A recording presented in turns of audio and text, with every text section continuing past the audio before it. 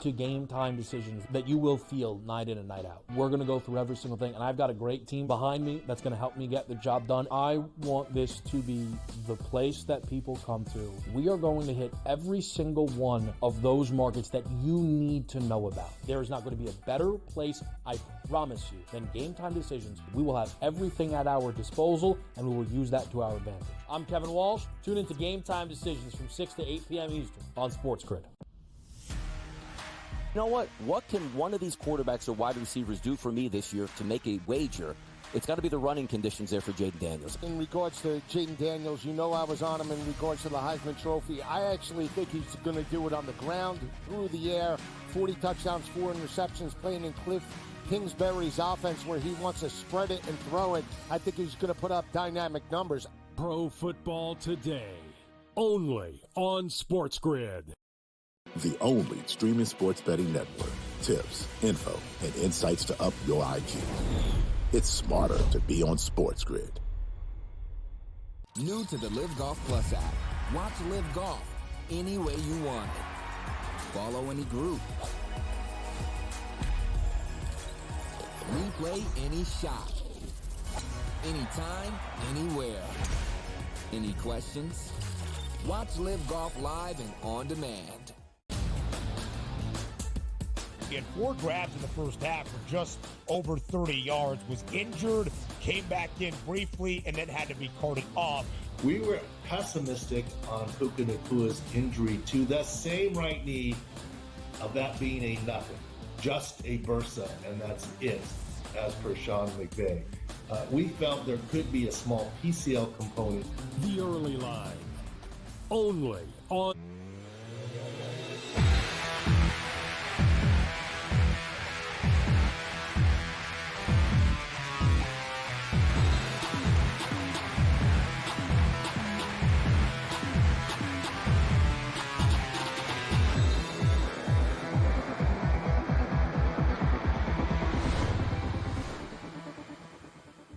And welcome in. It's InGame Live Game Day and a fabulous football Friday, although really baseball takes center stage. Scott Wetzel, Dave Sharapan for the next 2 glorious hours, right up until 10 p.m. Eastern Time, watching, betting, analyzing on the world of sports. Ah, yes.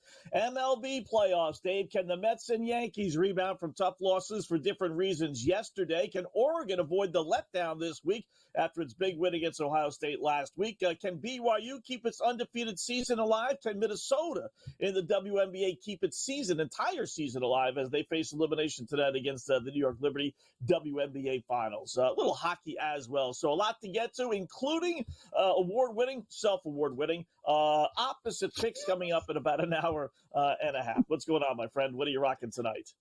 Good to see you. Yeah, so, you know, I wanted to wear the Mets stuff. I wore the Mets stuff the other night, the black Mets stuff, and I got told by all the Mets fans, you can't wear the Mets stuff again right now on the air. You cannot do it. But if you want, after yesterday, wear the Yankee stuff and see if that works. So we're in Yankee stuff tonight because yesterday was one of the best baseball games I've seen in 30 years. I mean, that was just priceless. If you like sports at all, let alone if you're a baseball fan, that had the ups, downs, done, come back, 1 strike away from being down 3-0. Big Christmas, one of the best nicknames in baseball. Hits a ball that's still going, ties it. Good. Cleveland comes back. The play at second base, the footwork at first by Nail, unbelievable to get that out to prevent the Yankees from scoring in the 10th. And then David Fry hit a ball that was heard all around Cleveland. I mean, there it is. All right, the Yankees have everything going for them. 5-0 last 5 games versus a right-hand starter. Jeez, 0-7, and Williams has 7 home starts, which Williams is a starting pitcher tonight. I have the stat here. Cleveland lost 12 of his 16 starts this season. Oof. I mean, how do you get to this point, Wetzel? In this point in the season, your possible season is riding all on one game. This is the guy you're going with. He hasn't pitched since September 22nd. What are we doing? And the the other guy, Heel for the Stankies, he hasn't pitched since late September either. So I don't know how long these guys have. Heel is at least halfway decent. Williams stinks. I mean, out of all teams that go bullpen by committee, you'd think Cleveland would be the one with their great bullpen, right? I mean, I get it. They've used up a bunch of players, but this guy, you're just throwing fuel on a fire. I mean, how don't you like the 7.5? I love the Stankies over 3.5 runs. Even Cleveland, which we know at times can't hit their way out of a paper bag, they're going up against, like I said, a pitcher in Heel that he hasn't pitched since late September. So he's been off, the dock for 2.5 weeks. This guy hasn't pitched in nearly a month. He's awful at home. I mean, how don't you hit the open? Music to my ears. We waited to play it. The Mets scored again. That's a dozen. We got a dozen. We waited the other night. Vinny was ready to go with the horn, and they got shut out. So if you're new to the show, when the Mets score, we play the horn. All right? We have the Mets package ready to go at any point. When Vincenzo has that button ready to go, he'll play it. There it is, just like that. Mets going back to Cali. Going back to Cali. I mean, let's get enough. You would think so, right? We need three more outs. You can't blow a 6-1 lead in the ninth inning, right? I mean, 12-6. Can you pile it on too much? Save some of these hits. Save some of these runs for Game 5, right? Do you think that's a thing? Do you think that's a thing? Oh, absolutely. I don't think it's like saving, but do I like betting against teams that score 12 runs? Yeah. I mean, just look at this series. There is something about that. It just comes too easily. I don't know.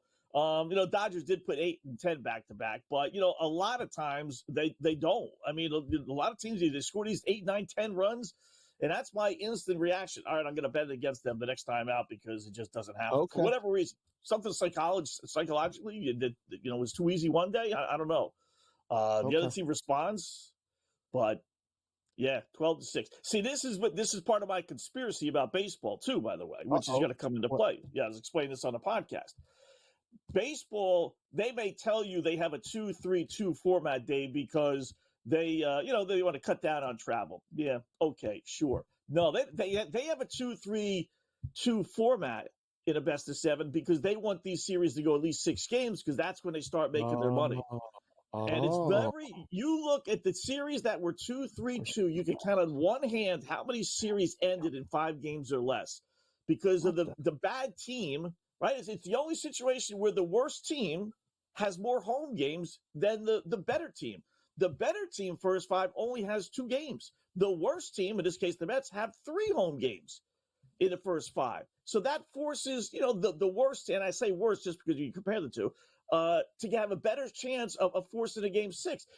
Point being, if this was 3-1 Mets or 3-1 Dodgers and Game 5 is back in L.A., you think the Mets are winning 12-6? No way. Series probably ends. They don't want that. They want the series to go 6. So they say, let's give the lesser of the 2 teams the best opportunity to win some games here. Oh, I'm a firm believer in that.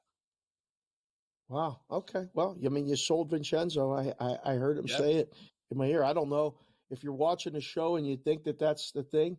Tweet at us tonight at Opposite Picks, at SportsGrid Cake and Sig, at SportsGrid. Tag them too. Let them know you're watching. That's awesome. I don't know if I agree with it, but it's a valid point. It's awesome. Right. It's great. Tweet at us, but I don't know if I agree. Why don't you? I don't know if I agree. It makes perfect sense. You know how hard it is to win a series in 5 if you're the better team, even if you swept, at home and went to, in this case, New York up 2-0, you would still have to win 2 out of 3 in New York. That's very difficult to do. It's all about mental. Like if the Mets are down 3-1. And, are they going to give up? Theoretically, no. But if they're down 3-0, are they really going to try and win Game 4? No. Because they know even if they win, Game 5's back in L.A., we're not going to win. We might as well lose at home, So they give up. Game 3, your Game 5 when you're down 3-1, same for the scenario. If it's, are you thinking you still got a shot to win 3 in a row? It's very difficult, but let's just win the first one. Let's get out of here. Go to L.A. down 3-2. It's not the worst thing in the world. Oh, we've seen absolutely. crazier things happen. Like we've seen teams win down 3-1. Like I think in baseball and in hockey, it's not as insurmountable as it is in basketball. Okay. I mean, we've seen it done. It's 20 years ago. Yesterday was the anniversary of, Dave Roberts stealing that base for the Red Sox and them coming back. And I saw the clip of Millar saying, "Don't let us win today," because tomorrow we got Petey. The next game we got Schill. And after that, a game 7, anything can happen. And he told Shaughnessy, right standing next to the field at Fenway, we could put you at second base and have a shot in game 7. So I don't know. I'm of that mentality that I never give up. And I saw it as a little kid. I thought the Pirates were done in 1979. They were down 3-1. I was at game 3 of the World Series, and they got smoked. And they won game 5 and somehow won game 6 and then ended up winning in game 7. So I'm a believer that it could happen. And I'm hoping so for the long term. Like, let's get the Mets back to L.A., see if they win game 6, and then we'll really have some operating procedure. Tonight, can Cleveland? Yankees or Guardians? Oof. Can Cleveland come back down to earth? I think it's going to be very difficult. Very difficult. I like the Stanks tonight.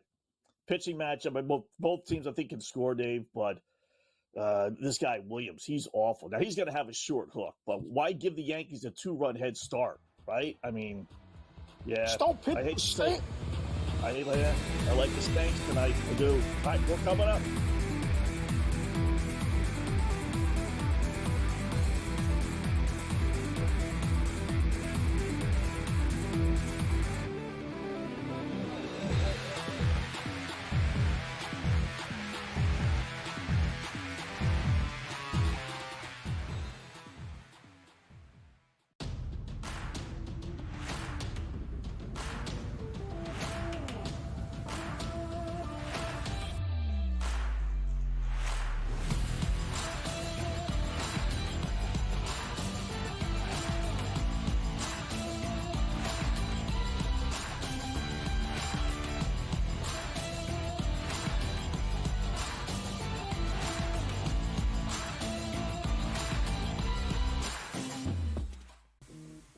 Right here with you on Pro Football Today on SportsGrid. Odds in motion, trying to see what lines have moved throughout the week. Never felt more comfortable in this set than I do for this year. I'm ready. I'm just getting angry. The hot takes are going to be here all long, people. What in the world is going on in Miami, guys? It's not particularly anything to shy away from just because many people are on top of it. Hot take, hot take. I think this line is asking you once again to take New Orleans. Pro Football Today, only on SportsGrid. If you're sliding DiVincenzo to the what? Obviously, Terrence Jr., that is actually dynamic offensively and defensively. So we'll see how it works. I think it's a little bit of a work in progress. Do both teams win? Yes. I don't think at the end of the day, Minnesota could have afforded to keep Cat, Rudy, and Ant with that amount of money. Betting above the rim, only on SportsGrid.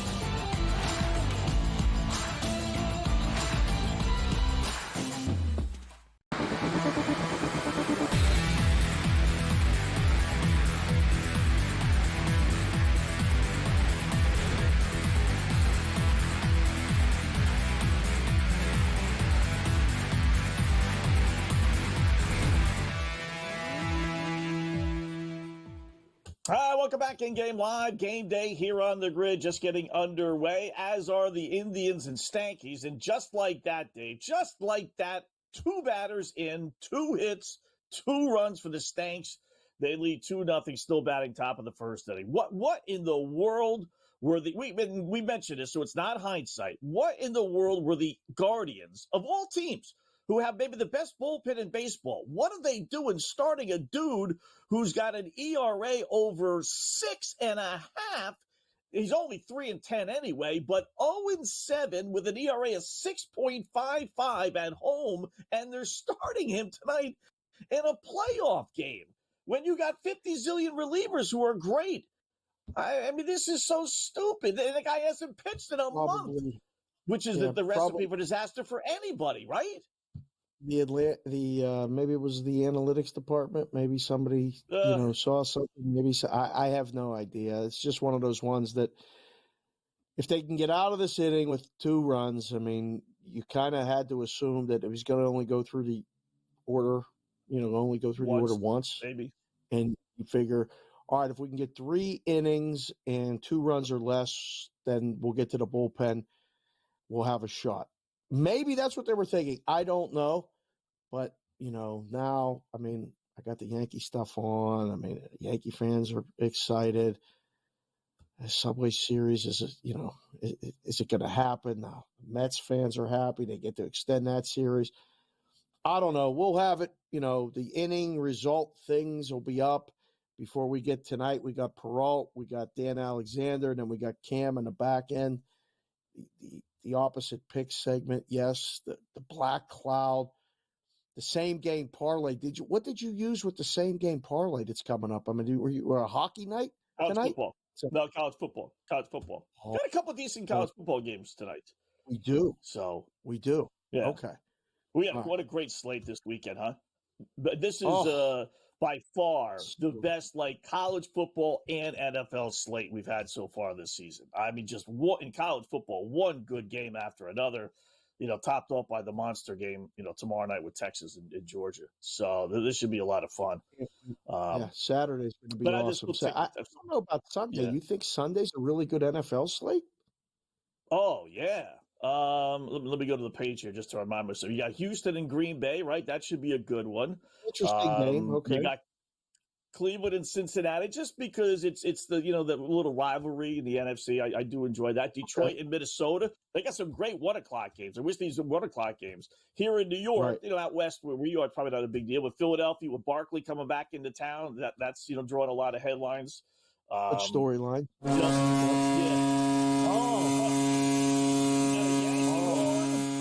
Or a Mets horn, which we don't have a Yankee horn. Thank goodness. Thank goodness for that. Yankee horn. Mets scored again, or the game's over? They couldn't. They went 12-6. That's good. So that goes back to, let me ask you. You manage, right, and you've been involved in sports. Is it easier to overcome? It was the proverbial question. I don't know if there's a right or wrong answer, but is it easier to overcome a game like the Mets lost yesterday, 10-2 or whatever it was, or the way the Yankees lost, right? You always get asked this. Would you rather get blown out or lose a thriller like the Yankees did? I'm amazed by these professional ball players' ability to get over the hard losses, like the walk-offs. Like the walk-offs are crushers. Like, when I was coaching, when the kids and everything, it was like, look, it's one loss. When you lost like that in a tournament, it always felt extra, and it was harder to get them back. Once you're getting smoked and it's 10-2, like it's easier to just accept, move on, flush it. We used to say just flush it and be done with it. It's just harder. Sometimes it gets clogged, when you go to flush it after you get walked off and, you're taking your spikes off and you're getting undressed with the uniform and you're like, man, if we'd have done this different or that pitch would have gone here, we could have won that game. There's none of that thought process when you get smoked. So in my opinion, the blowouts are easier. It's just another loss. It's another day. I know I've been in clubhouses from back in the day when I was young and living in Pittsburgh and doing this stuff.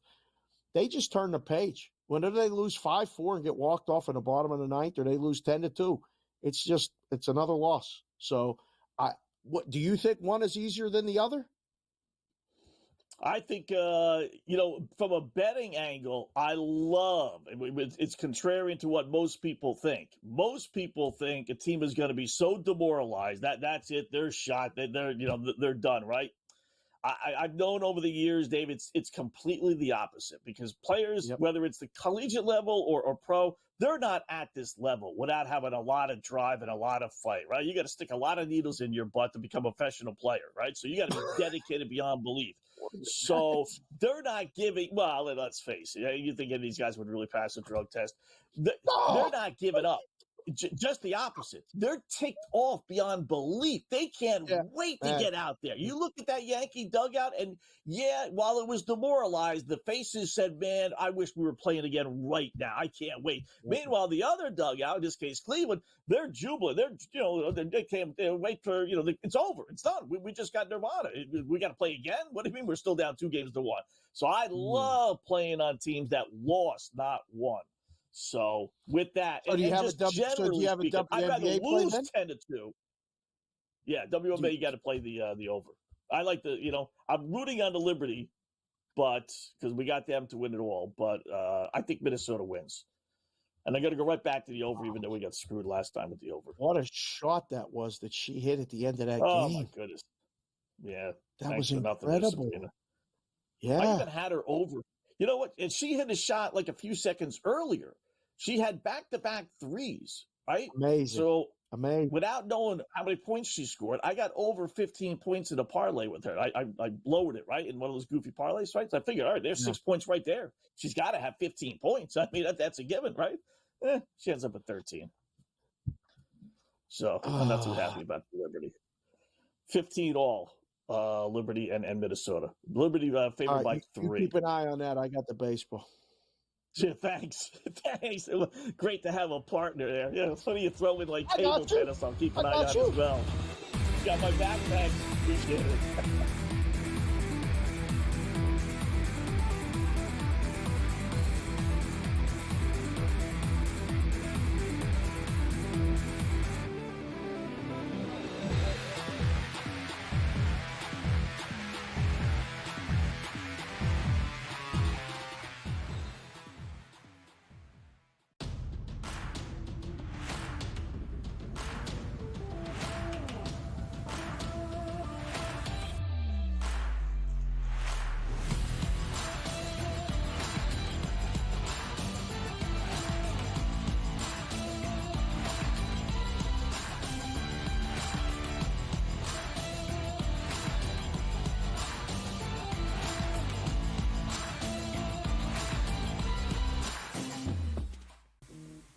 Right here with you on Pro Football Today on SportsGrid. Odds in motion, trying to see what lines have moved throughout the week. Never felt more comfortable in the set than I do for this year. I'm ready. I'm just getting angry. The hot takes are going to be here all long, people.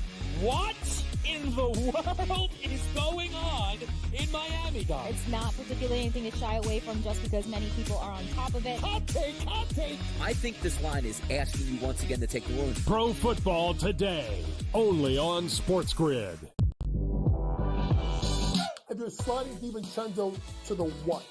Obviously, Terrence Jr., that is actually dynamic offensively and defensively. So we'll see how it works. I think it's a little bit of a work in progress. Do both teams win? Yes. I don't think at the end of the day, Minnesota could have afforded to keep Cat, Rudy, and Ant with that amount of money. Betting above the rim, only on SportsGrid.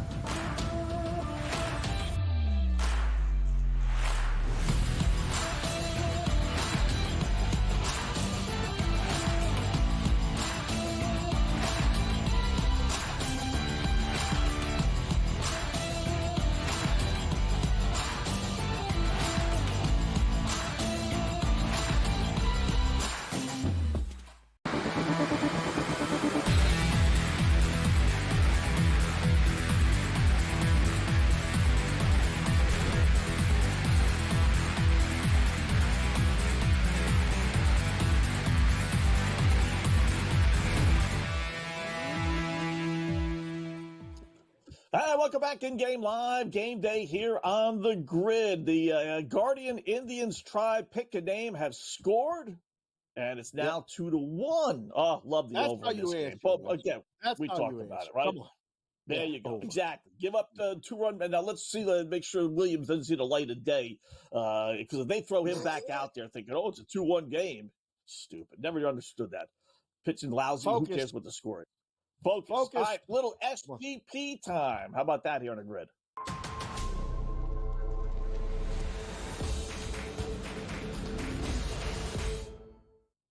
All right, we're going to head to the college football scene. Actually got a couple of games, a possible, who knows, upset, although Oregon is leading 7-0. But we got two starting here in a little while, including Oklahoma State at undefeated BYU. We're going to break one of our cardinal rules. The old winners bet with streaks, losers bet against streaks. I know BYU is 6-0 and covered all 6 games. In fact, they've covered 8 straight going back to last season. But I still like Oklahoma State to keep this thing close. Mike Gundy is the best coach against the spread the last 20 years in college football. 46-26 and 18-9 against the spread, coming off back-to-back losses as Oklahoma State is. I think they keep this thing close. I'll go with the Cowboys plus the 9.5. I'm going to go over 52.5 points. Nationally televised game. Both teams are going to be all pumped up. If I think Oklahoma State's going to win, then I think their defense is going to have to play a little bit better than it has. And BYU, maybe a little giddy under the lights, nationally televised game, 30.5 points. I'm going to throw a little under in there, BYU points, and think it's going to be more in the 30-20. Well, no, I need the over, but 37-30, 34-24, that type of thing. With Oklahoma State winning maybe outright. So plus 671, our little minor 3-leg parlay here, Dave.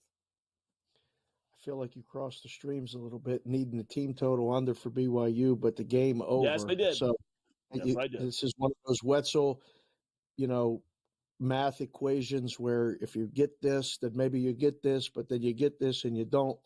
I think BYU wins the game. So I'm hesitant on taking the points. This would be a pretty big upset. BYU has been I don't know if it's a surprise, but they have been really good. And there are people that will just bet against them every week now until they're right. So I'm not saying you're doing that, but I don't know if I'm ready to jump in on Oklahoma State. I think they've been one of the bigger disappointments in the Big 12. I understand the play. Good luck. You've outdone yourself with getting the team total for the better team under, but needing the game over. You might be live with Oklahoma State on the money line. We'll keep an eye on it in-game live when it starts a little bit later. So good luck. Yeah. Is all I can. I almost could have done that because that's kind of what I need for this to hit, which is why it's only a 3-legger and it's over 6-1 because they know that combination is not correlated. But BYU, for whatever, they're great as dogs, but for whatever reason, not good as favorites. 2-6 against the spread as home favorites.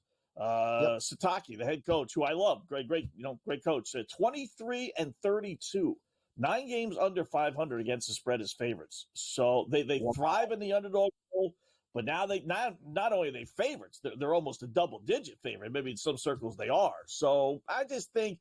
This Oklahoma State team was 3-0 at one point. They've hit the skids, but I'm a Mike Gundy fan, so I think they can keep this one thing close. So little nugget there on the relayer. So it makes sense. It's not a bad play. Again, I think you'll have an opportunity to take them in game plus money, and if they're leading, you'll be able to kind of even take BYU plus points, like Scott said, in the underdog role. The lines are inflated into BYU. I can tell you it's still one of the probably, top 20 home field advantages, like for odds makers and stuff. When they're playing well, that they get a decent home field advantage. Push there. Oregon's up 7-0 against Purdue. This is the big letdown spot. Laid almost 30, right? I can't lay 30 with anybody on the road after Ohio State and a short week.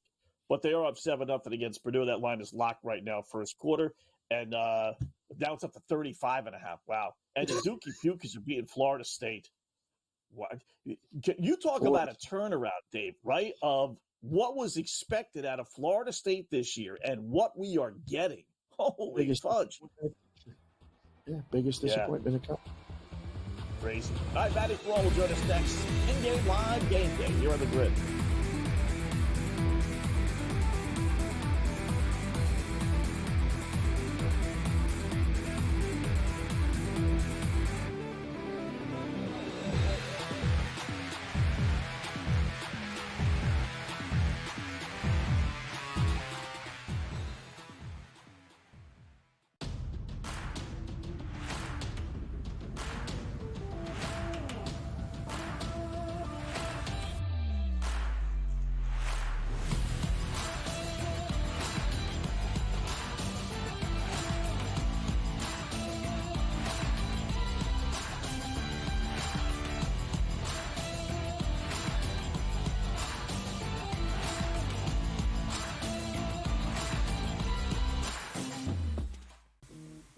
Right here with you on Pro Football Today on SportsGrid. Odds in motion, trying to see what lines have moved throughout the week. Never felt more comfortable in this set than I do for this year. I'm ready. I'm just getting angry. The hot takes are going to be here all long. What in the world is going on in Miami, guys? It's not particularly anything to shy away from just because many people are on top of it. Hot take, hot take. I think this line is asking you once again to take the room. Pro Football Today, only on SportsGrid. And they're sliding DiVincenzo to the one. Obviously, Terrence Jr., that is actually dynamic offensively and defensively. So we'll see how it works. I think it's a little bit of a work in progress. Do both teams win? Yes. I don't think at the end of the day, Minnesota could have afforded to keep Cat, Rudy, and Ant with that amount of money. Betting above the rim, only on SportsGrid.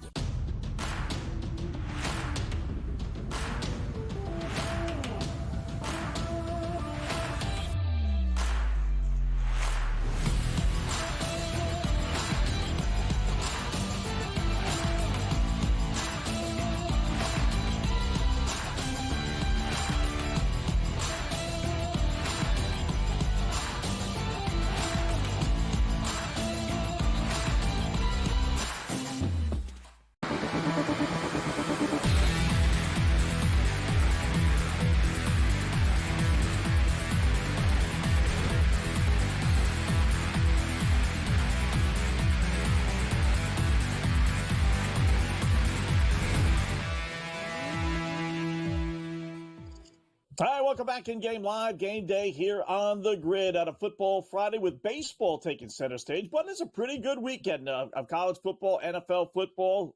We got the baskets going on, a little bit of everything here. Joining us now, talk a little college football. He's got some winners for us, our good buddy Matt Perrault. What's going on, Matt? How are you today, bud? I have winners. I hope to say I have winners. I'm not sure I have that, but good to be with you guys. How are you this Friday night? Good. We're great. I feel like I just got done talking to you, which I kind of did.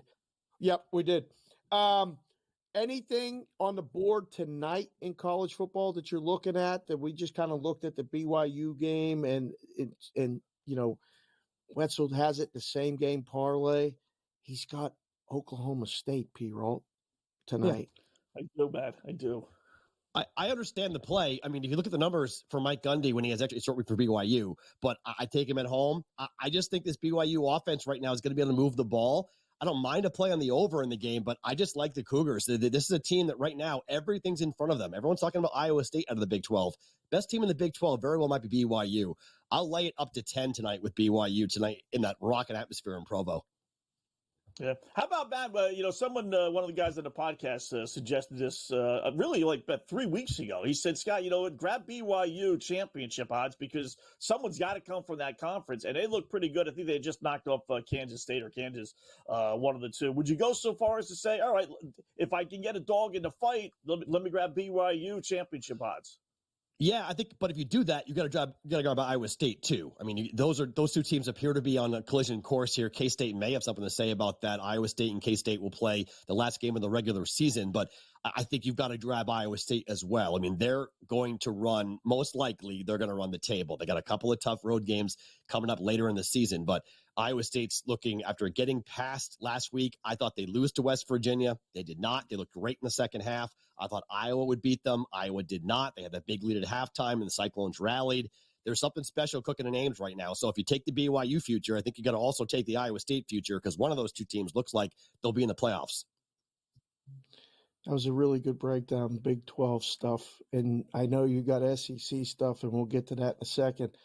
But you got a Big 10 game on that list of plays and stuff to talk about that I really didn't see coming, and I kind of like the other side. But Michigan is the game against Illinois. Tell us why.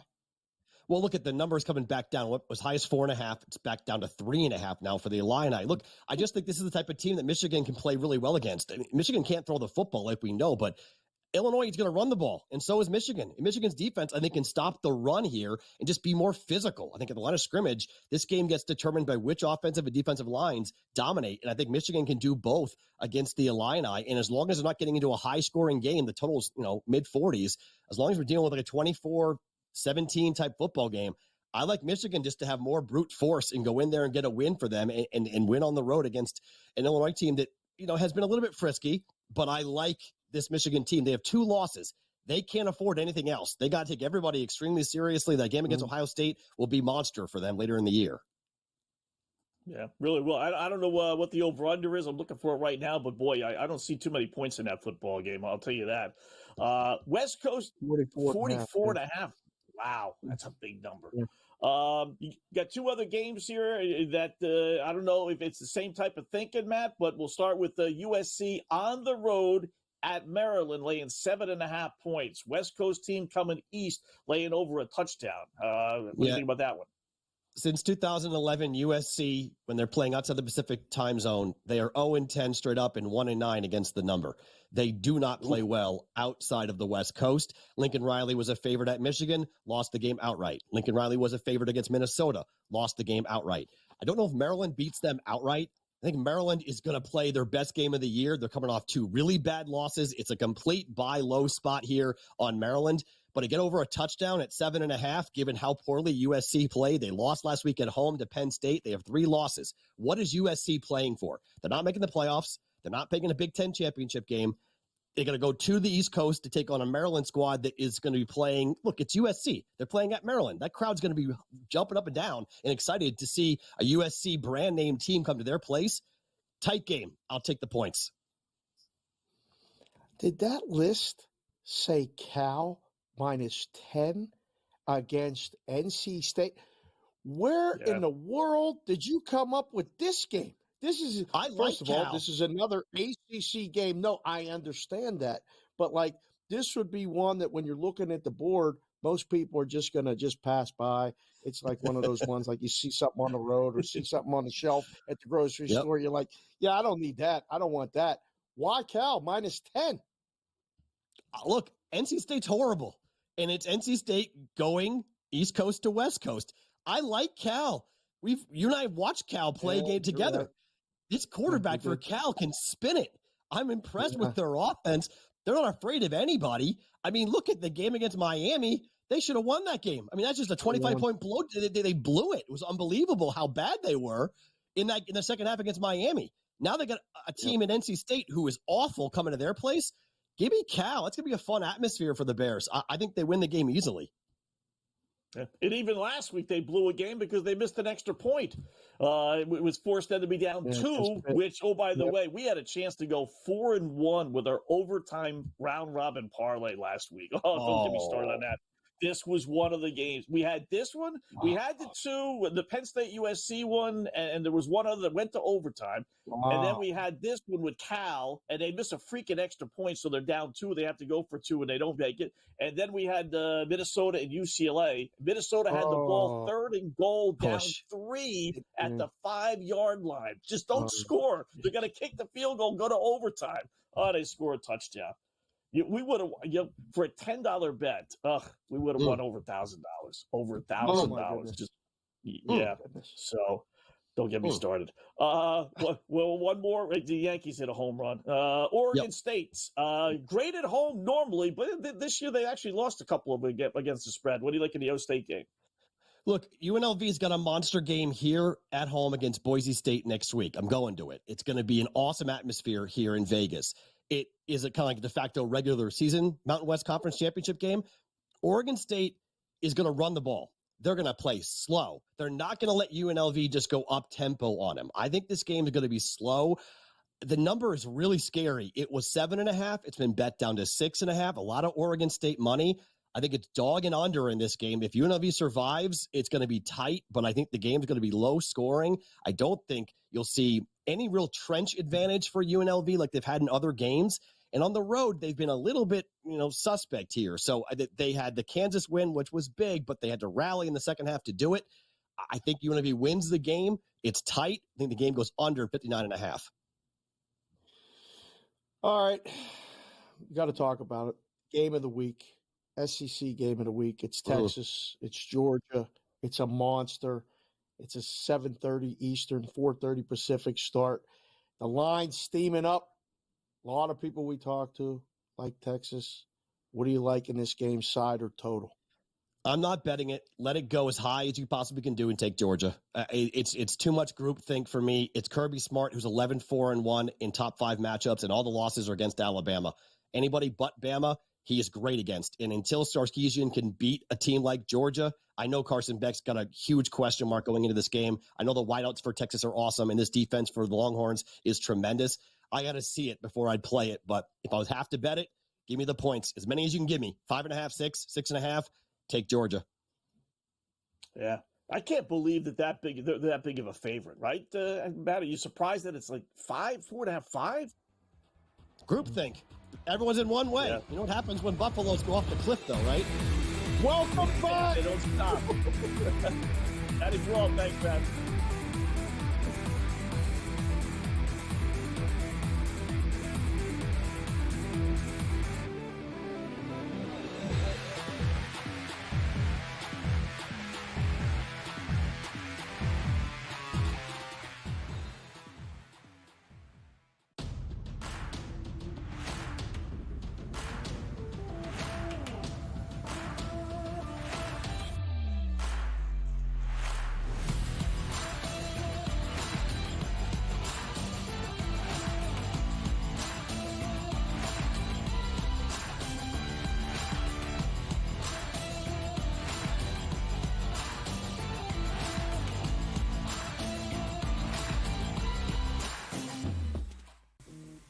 Right here with you on Pro Football Today on SportsGrid. Odds in motion, trying to see what lines have moved throughout the week. Never felt more comfortable in this set than I do for this year. I'm ready. I'm just getting angry. The hot takes are going to be here all long. What in the world is going on in Miami, guys? It's not particularly anything to shy away from just because many people are on top of it. Hot take, hot take. I think this line is asking you once again to take the room. Pro Football Today, only on SportsGrid. If you're sliding DiVincenzo to the what? Obviously, Terrence Jr., that is actually dynamic offensively and defensively. So we'll see how it works. I think it's a little bit of a work in progress. Do both teams win? Yes. I don't think at the end of the day, Minnesota could have afforded to keep Cat, Rudy, and Ant with that amount of money. Betting above the rim, only on SportsGrid.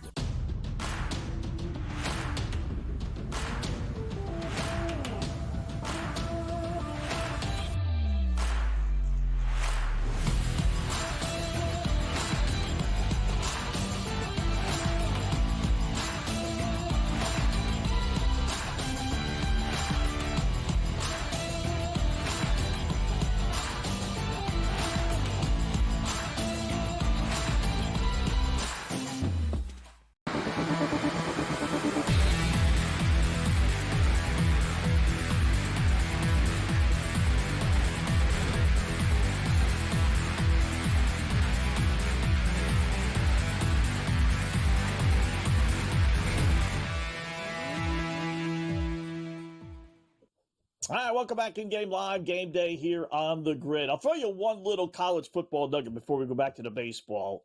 Surprisingly enough, I think, I'll give you two, Dave. That's pretty alarming.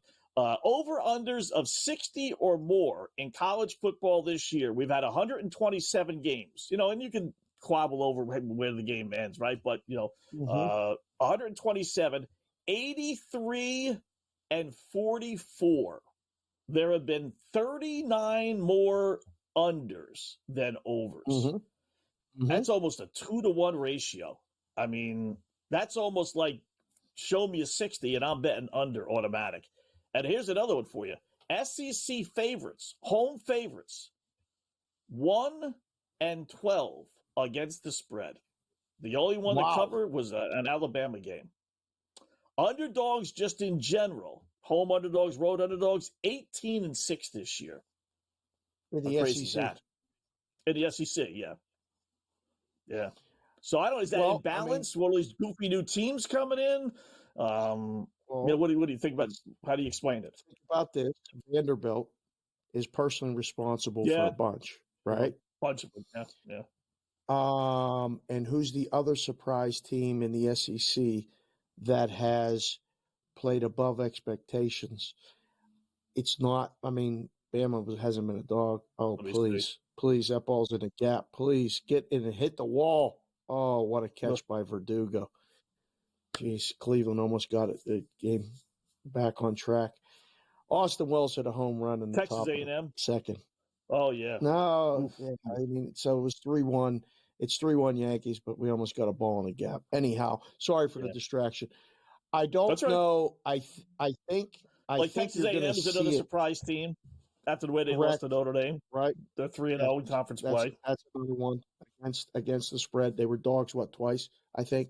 So there's a couple teams that that's going to even out. I don't think that's going to go. Now, the totals discussion is something that I've been talking about with, my buddies who are still making numbers and working in books.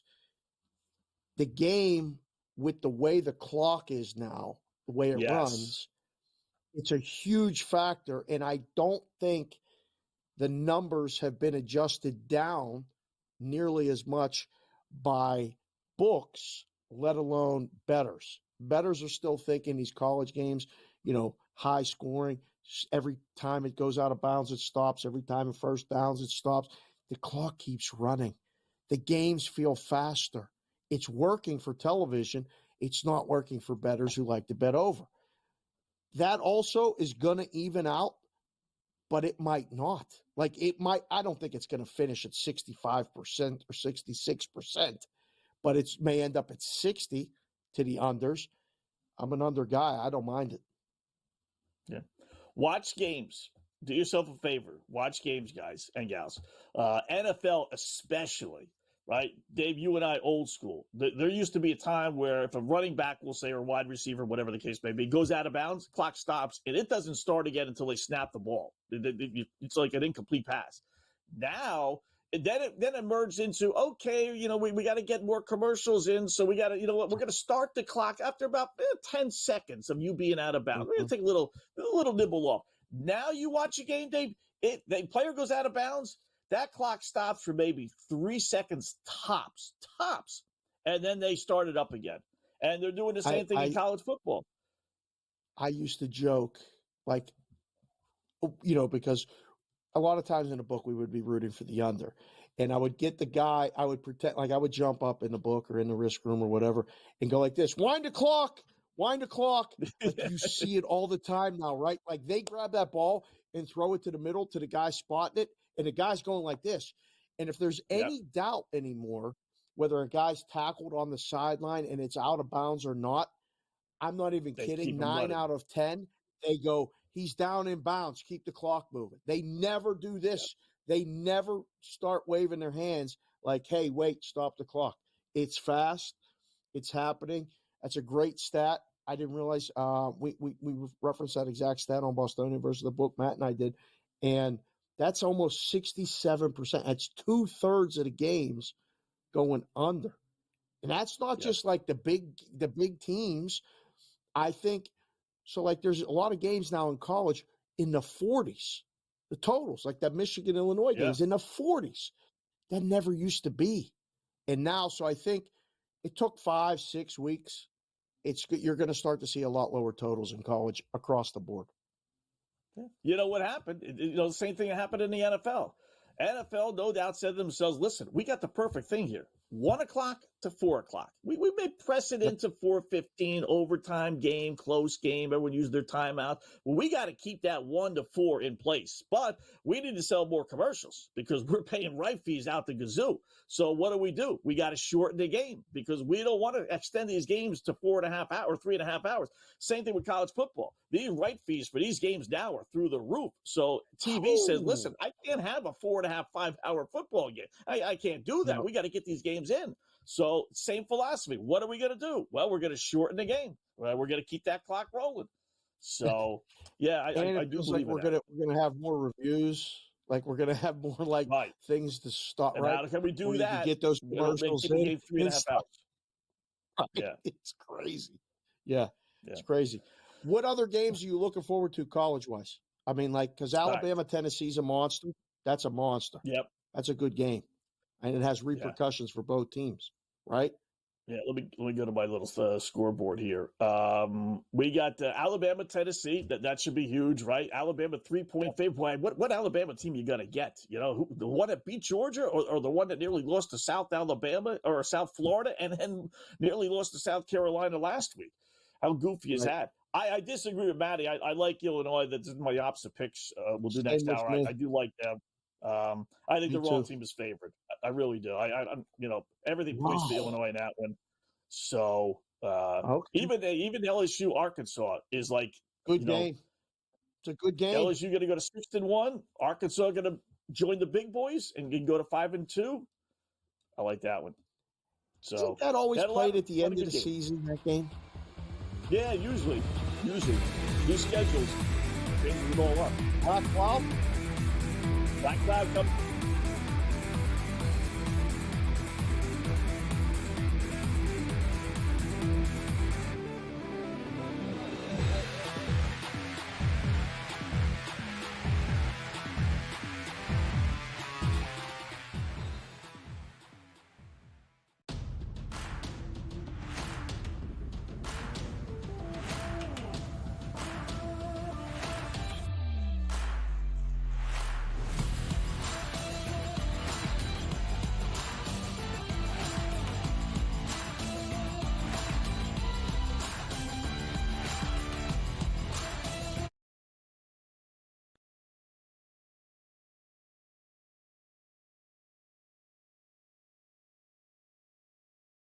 Right here with you on Pro Football Today on SportsGrid. Odds in motion, trying to see what lines have moved throughout the week. Never felt more comfortable in this set than I do for this year.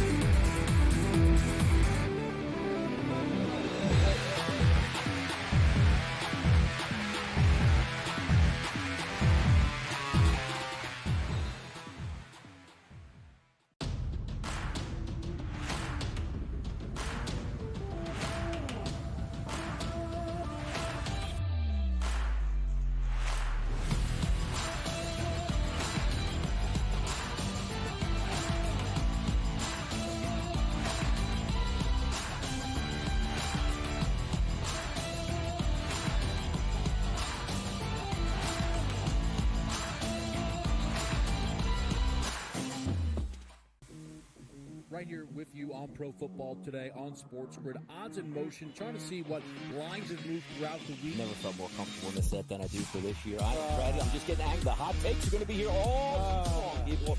What in the world is going on in Miami, guys? It's not particularly anything to shy away from just because many.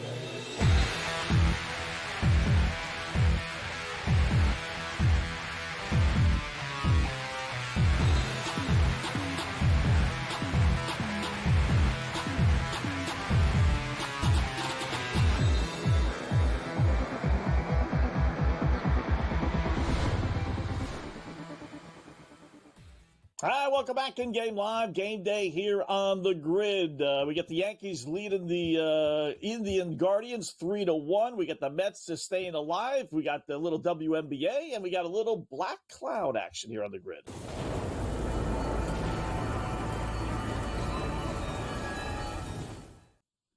Yes, we're gonna. There might be a night of just like bucking normal logic that we use here on InGame Live. Little black cloud. We're gonna go to the ice, Dave. We're gonna take on Colorado versus Anaheim. You lay a monster number if you want. I won't do that, but I will take Colorado minus 172 to win in regulation. So what odds and what things are we bucking? Well, Colorado's played like crap. No other way to put it. 0-4, being outscored 25 goals in 4 games to 13. But they're kind of like in that spot that Edmonton was in the other day. A couple of days off, little soul searching. What are we doing here, boys? We're 0-4. We stink. We got a patsy in town in Anaheim. Let's beat the snot out of them. Although the Ducks are 2-1, but they stink, right? So, if they don't win tonight, Friday night, if Colorado doesn't win tonight, and really, when I mean like 6-3 win, then something really is wrong with Colorado. So I'll take my chances. Give me the Avs to win a regulation minus 172. Can't lose tonight. They cannot lose tonight. Let's hope you're right. I mean, yes, they are in the same spot. Edmonton was on the road, though. And I think going on the road is probably would help them. Like, get away. We need to change. We need something. I don't know. I hope the game doesn't go to overtime and then Colorado win because that would be the way this black cloud would get black clouded. But I'm getting texts from guys that watch the show. My buddy, the Shrew, he's watching. He said, boy, Scott seems a little more cynical tonight. He seems a little more on edge tonight. He seems a little more like he's questioning a lot of things tonight. Is that true? I mean, going against everything here. Winners bet on streaks. Losers bet against streaks. That's an axiom that people know comes from opposite pick Scott Wetzel, and you're doing that exact thing right now, aren't you? Yeah, I'm just, this Cleveland manager, Stephen Vogt's just ticking me off. He's just really pissing me off tonight. He let the starting pitcher in there. After giving up 2 runs, first of all, he has no business being in there to begin with, right? But okay, what? Let's get 2-3 innings out, one time around the rotation, right? So first 2 batters, 2 hits, 2 runs, 2-0. All right, you know what? You tried, you failed. Take him out of the game, right? Nope. Not good old Stephen Vogt. He's going to put him out there for a second inning. He's going to put him out there for another time around the rotation, and this time it's the number 8 hitter who couldn't hit his way out of a paper bag. He's hitting a $111, and he goes deep, and the Yankees now lead 3-1. I mean, come on, what are you doing? This guy sucks. What is he doing out there for? And then he brought him out there for the 3rd inning. He brought him out there for another inning before they finally said, okay, I guess this is, finally. That's it. What are you doing, Skip? Right? Just take a deep breath. It's okay. We got through it. It's fine. We got 6 more innings here to hit. Right, we're in the 3rd. We're down 3-1. We're 1 strike away from being down 3 games to none. So maybe he's feeling a little bit where we're going to be okay. I know it's a 9-inning game, and I can't burn out the bullpen. I don't know. I would have taken him out after the first. After Soto hit that ball, I think that was enough. We got 1 inning out of him. We're only down 2-1. He answered in the bottom of the 1st. I think we're good. Left him out there for the 2nd, and now we're down another run. But relax. Like what's the end game right now? Can we take 2.5 with the guards? Let's see. Would you take 2.5? 2.5. I think minus 135. Yeah, I wouldn't. No. You're no. already giving up hope. Hope is it's all lost. Yeah. Well, I thought they would hit the heel a little bit more than they have. I must say, this guy hasn't pitched in 2.5 weeks either. So, right. Second time through the order. Cleveland is really good at home. If we can get to the 5th and get this thing tied up, we're coming up, top of the order here. Kwan's up. Relax. It's going to be fine. Stay with us. 9.5. Don't lose hope yet. We're going to get 10 runs tonight? See, the odds makers know more runs are coming. More runs are coming. It's fine. I'll go money line and over. That up. I'm not going to fool around. Hour number 3 coming up next.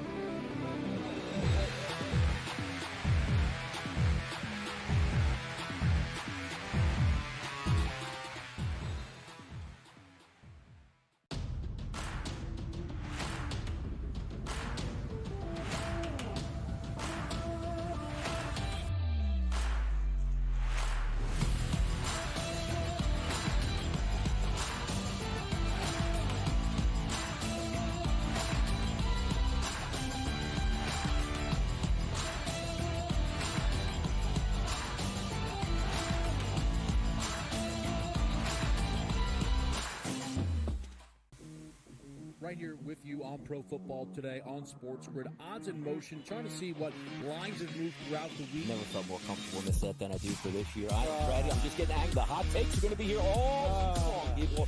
What in the world is going on in Miami, Dom? It's not particularly anything to shy away from just because many people are on top of it. Hot take, hot take. I think this line is asking you once again to take the room. Pro Football Today, only on SportsGrid.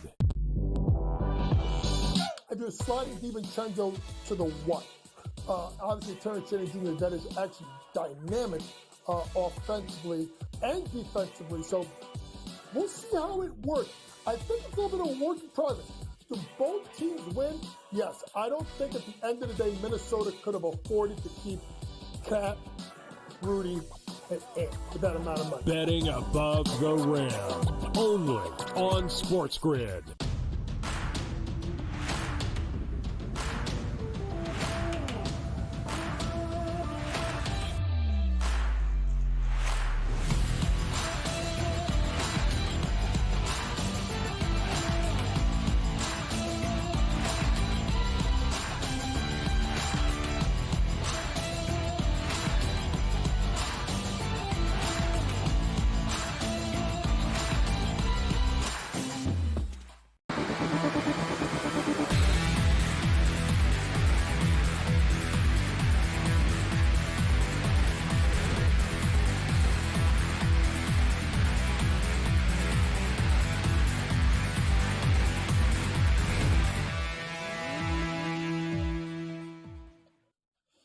Hi, welcome back to InGame Live Game Day, hour number 2 of our 2-hour extravaganza. Scott Wetzel, Dave Sharapan until 10 p.m. Eastern Time. Busy second hour. We're keeping an eye on all the baseball stuff and obviously the NBA or the WNBA, a couple of hockey games, a couple of college football games, and we got opposite picks coming up in about a half hour or so. We got Dan Alexander coming up. Yeah, we got Newbie coming up. He'll be here. Wetzel got a little bit hung up there in the beach house. So hold on, Scott. All right, we'll get back to Scott here in a second. You locked up and everything in the beach house is fine. Everything's good. All right, Wetzel's back. Okay. What happened? The Guardians got Ramirez up. There's a guy on first. Everybody relax. We're good. Wetzel, we got Newbie coming up to talk NFL. All right. Yep. He'll talk a little bit of baseball too. Might have a take or two on the college. We'll see. What NFL game are you really looking forward to? Because you talked about it. I mean, Minnesota-Detroit is a good game, division game. I'll give you that. Houston-Green Bay, these cross-conference matchups, I'm not sold. I can't wait to watch the Minnesota-Detroit game. Yeah, I that's the game of the early slate that I want to see because – you talk about injury plays and stuff. Detroit's got a big injury they're dealing with. And like the projection has Detroit by 3 on the screen. Minnesota's undefeated. You want to talk about like the most underrated good team in the NFL? Is it not the Minnesota Vikings? Probably. It's the Sam Darnold thing. Right? I mean, that's what it is. No one doubts Minnesota's offense. No one doubts their defense. The head coach, pretty good. It's Sam Darnold. We've seen 5 years of Sam Darnold being awful. Now, all of a sudden, after 5 games, we're expected to buy into him. So I'm okay with that and not believing in him. I don't believe in him. I'm one of those guys. You got monster trends. Minnesota not only 5-0 straight up, 5-0 against the spread, 5-0 against the spread first quarter, 5-0 against the spread halftime line as well, dude. I mean, they have just been phenomenal. But Detroit, best team in the NFL against the spread since, believe it or not, goofball Dan Campbell has been there. They're a covering machine between him and Jared Goff. So you got monster spread winner in Minnesota, monster spread winner in Detroit. Against the spread, Detroit 14-3 their last 17 road games, including 9-1 their last 10.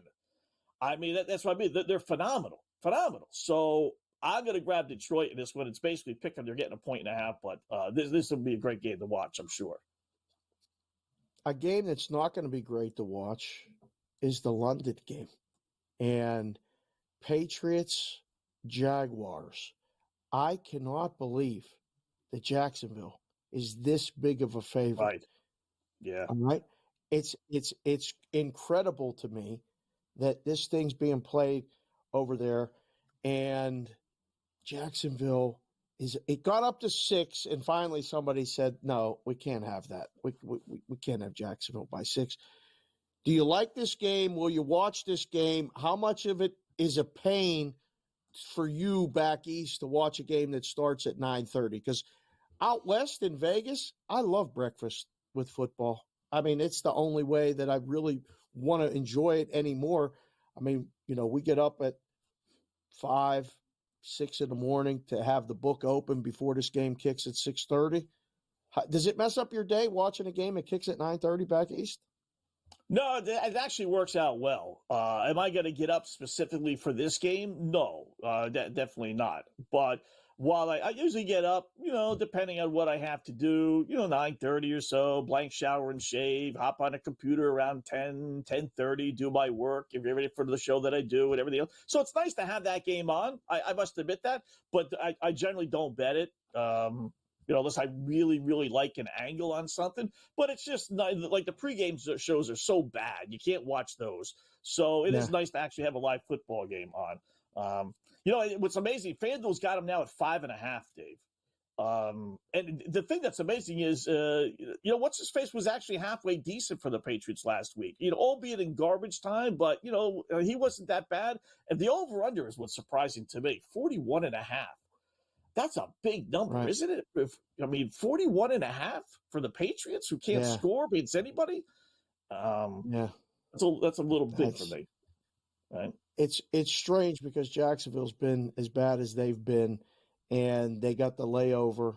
They played last week there, and they stayed, and the Patriots get their late and all this other stuff. Yeah, I mean, and again, I don't get it. We always play the horn on this show for when the Mets score, but the Mets have won already, and we're watching Yankees Guardians, so we can't blow the horn for when the Mets score, but or for when the Yankees score. But can we blow the horn real quick because we got to run for the Guardians? Is that possible? Can we? Little we horn, hit it? little horn. Just maybe a bell. There you go. Oh, that was there short. All right, that was short. All right, it's a quick one. It's 3-2. Big 3-2. 2-out base hit. We're back. Calm down. I told you. Take that 2.5. This game is far from over. It's going over the total, though.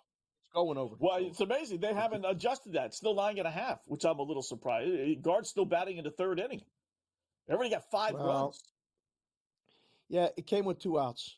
All right, so listen. Okay. With runners in scoring position, I have this stat here from MLB Network. My friends over there gave me this. The Yankees are 3 for 25 with runners in scoring position before this game in the ALCS.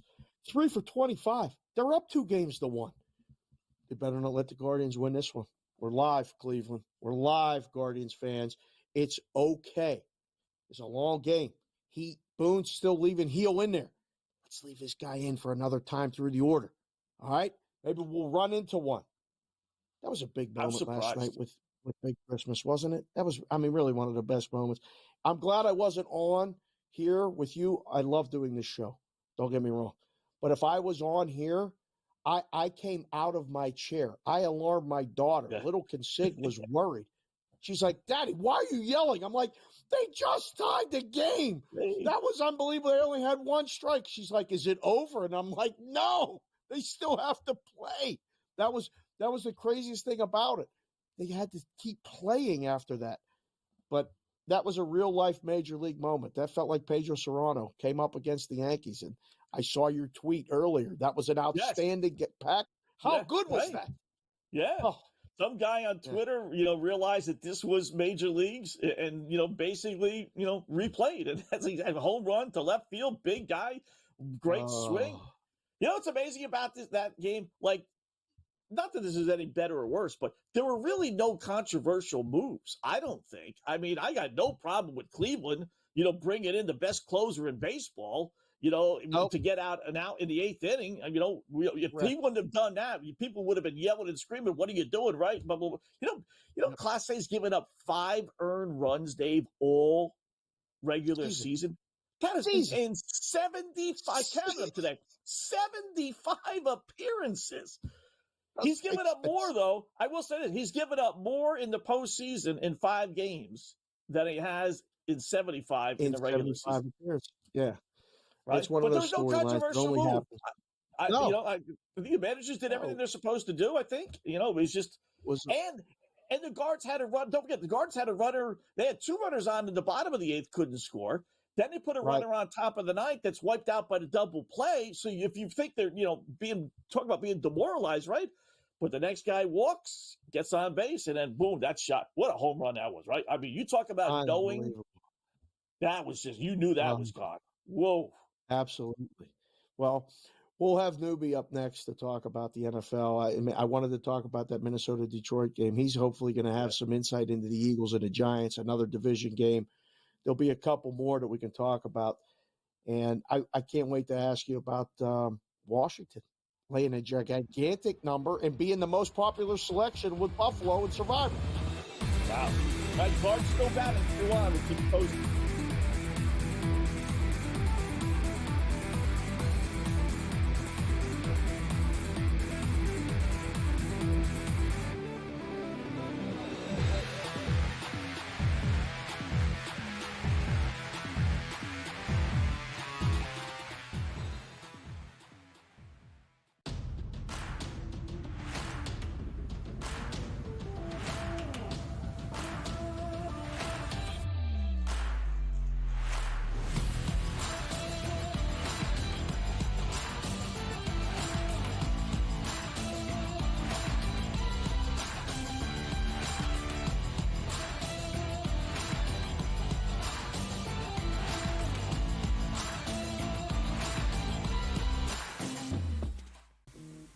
Right here with you on Pro Football Today on SportsGrid. Odds in motion, trying to see what lines have moved throughout the week. Never felt more comfortable in the set than I do for this year. I'm ready. I'm just getting angry. The hot takes are going to be here all long, people. What in the world is going on in Miami, Dom? It's not particularly anything to shy away from just because many people are on top of it. Hot take, hot take. I think this line is asking you once again to take the room. Pro Football Today, only on SportsGrid. I do sliding DiVincenzo to the 1. Obviously, Terrence Henry Jr., that is actually dynamic offensively and defensively. So we'll see how it works. I think it's a little bit of a work in progress. Do both teams win? Yes. I don't think at the end of the day, Minnesota could have afforded to keep Cat, Rudy, and Ant for that amount of money. Betting above the rim, only on SportsGrid.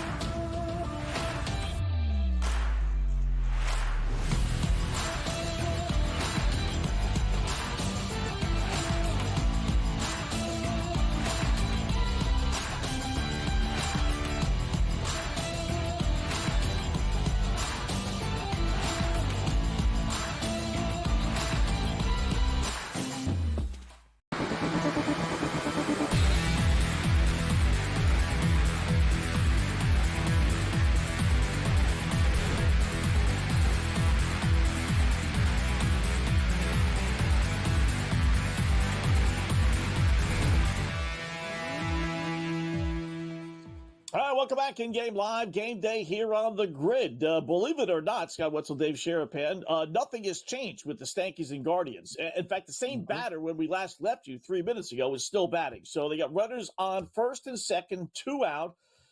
Guards, Tribe, Indians, pick an aim, down 3-2. Ooh, they got it locked a little, semi-locked on fan. It's back. Okay. So we got 3-2 Yanks leading by minus 235, over under 9.5. Bottom of the third. They got out of the inning, Dave. Fudge. They got out of the inning. Yeah. All right. All right. Well, we're still working. We'll work an account here. All right. Yeah. Let us bring in our next guest, Newbie. No doubt with a great parlay. And no doubt he's going to be picking games like San Francisco versus Kansas City, I'm sure. Dan Alexander. What's going on, Noobs? Hi, you guys. My reputation precedes me. You see this amazing sunset we got going behind me. So, gentlemen, the sun is going down, which means it's time for a little SportsGrid After Dark with you gentlemen. So who knows what we'll be getting into here. But Excellent to see you guys, man. This baseball postseason, I heard your lead in there. You almost pulled one of our favorite Kevin Walsh's slips with the fudge, but you did. It was fudge. I know it's after dark, but it was fudge. Go back, check the tape. Check the tape. Always. But man, this baseball postseason, boys, Billy Shakespeare couldn't write the drama that we have been seeing these last two evenings. And it wasn't drama before that. You know what I mean? Like, it was just status quo. Oh, this is how I guess this series is going to roll out. And now it's been clutch your pearls, hold on tight, because we got some baseball, boys. This has been fun these last two evenings for sure, especially if you like some live dogs. Stay ready. Stay ready for Sunday. Because I know you know where you're at, and I know where you're at. And now I know we've where got I'm a at. series. You can't get a table anywhere. You got a series. You try going out to dinner when the Dodgers are on, dude. Forget about it. It's outstanding. So yeah, we may be making moves. You just stay ready on the button. I know how to get a hold of you. Yeah, we have a rule.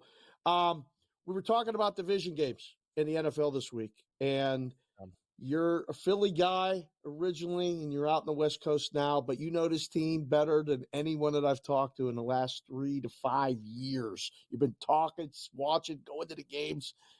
The Eagles are road favorites, noobs. Why? Do the odds makers watch the games? Like, sometimes when you guys see some lines come up, like, you say they can't actually be paying attention to what's happening here. I'm glad the lead-in wasn't, the Eagles are going to bounce back, because that's what the talking heads are talking about. But guys, this Eagles team just struggled with the Browns. The Cleveland Browns. That same Browns that has a worse offense than that stretch where they went 1-31. So this offense was historically bad, and now they're playing a good defense. Like, I'm sure you guys have at least touched upon throughout this week here on the grid, this Giants defense that maybe doesn't have the accolades, but first in sacks, 26 is what they've dropped. They'll be facing an Eagles team that struggled with pressure. Jalen Hurts hangs on to the ball. 10th in yards allowed, 6th in opponents' red zone percentage, place where the Eagles struggle. 9th in points allowed at 20.2. The Eagles haven't scored over 20 points since they were playing on an ice skating rink in Brazil, and that ain't happening. You're playing at the turf of MetLife this year. This week, excuse me. Malik Neighbors coming back, guys. He's cleared from concussion protocol. I think those props are live. Looking at Malik Neighbors, whether they're juiced or not, daily fantasy players are going to love him. He's going to have a day. And this Brian Daboll team is a team that definitely has thrived in the no one believes in you, especially at home. Since Daboll was hired, third best in the league, the Giants are as home dogs. 9-5-1 against the number. So I'm taking the points here with the Giants. I don't think I'm going to need it, though, guys. I think you can sprinkle on the money line here, because the Eagles are just no good right now. Like, you don't have to take my word for it. I'm not just being a Philadelphia disgruntled guy calling into 94 WIP, being like, Giants, see, I told you these birds are no good. No, take the market's word for it, guys. Last week, the Giants were getting 4 against a 2-4 Bengals team. Now they're only getting 3. The market is saying that the Eagles are a worse team than this Bengals team that can't stop anyone. I agree with the market. And last but not least, gentlemen, this is the one that comes from the top rope. First divisional game from the Eagles, as Dave mentioned there. And while they might get billed, them and the Cowboys, as the class of the NFC least, the reality, last year, this Eagles team that even went 10-1 before the collapse, 1-4-1 against the number in division games, failing to cover those games by 8 points per game. They're not good in division. They've cracked the code of Sirianni, which is just treat him like the toddler that he is. Take the 3. I don't think you need it. Barkley's homecoming gets spoilered, gentlemen. That is my best bet for the week. I love this Giants game. Wow. And notice I said Giants game. Yeah, you're right. Not even the Eagles game. I just think that's all right. Giants. I make your stomach hurt when I come on, Scotty. You know this. Yeah, you do. You know we're going to have some agita. That's tough. I know trends say Eagles, but how about a teaser for us? You've been on a fire with those. Now the trends do say Eagles, but or say Giants, but Giants, I think actually, recent form does too. No, recent form does as well. But we'll turn the page from that. I talked to people's ears off enough. Now the teaser, you gotta shop around, because the teaser I was coming on here with you, it was looking at the Bills getting teased down, but now you're looking at them being painted 9.5 across the board. So while I like these advantage teasers that aren't advantage teasers, I know the Wong disciples will kill me if I tease a team down and I'm only getting 3.5. So if you can, if the market moves back and we can get this Bills Rams teaser, I love it. I love that Rams teaser leg still. I still think Buffalo could win this game by margin. So I don't hate that play, but I did search a little bit and find a way that maybe we could still cash a -120 and not have to have two teams to do it. And this one's going to give you odds to 2, Scotty. I think the Chiefs are losing this week finally. So, I think the 49ers, you could be looking at them in a situation where you just take the point spread out of it and just lay the money line there, because it's sitting at what, 1.5. So that's an early look for me here. Newbie, check them out. We got it for another segment. More coming up right here on the Grid.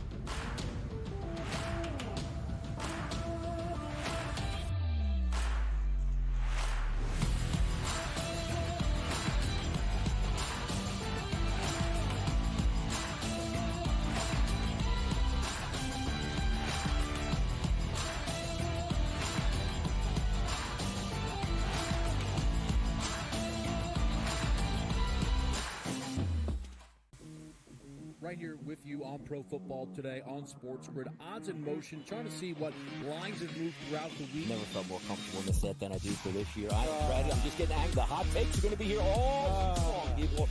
What in the world is going on in Miami, dog? It's not particularly anything to shy away from, just because many people are on top of it. Hot take. I think this line is asking you once again to take New Orleans. Pro Football Today, only on SportsGrid.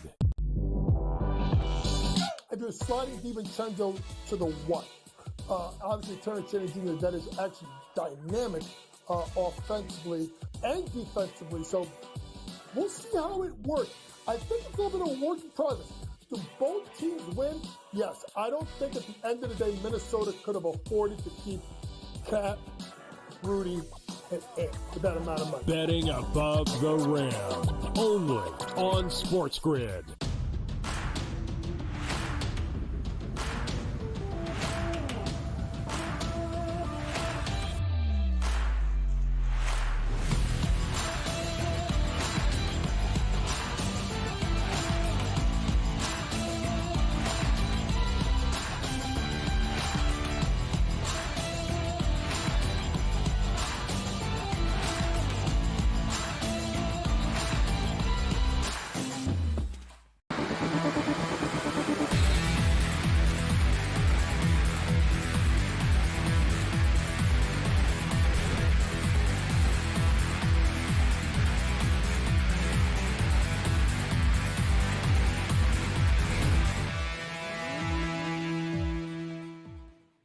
All right, welcome back. InGame Live, game day here on the Grid. Scott and Dave until 10 p.m. Eastern time. We got college football opposite picks coming up in a couple of moments. So talking some NFL, but just to update the baseball here real quickly. Top of the fourth, thanks with a runner on, leading Cleveland 3-2, minus 215 for the Yanks. Over-under is 9.5.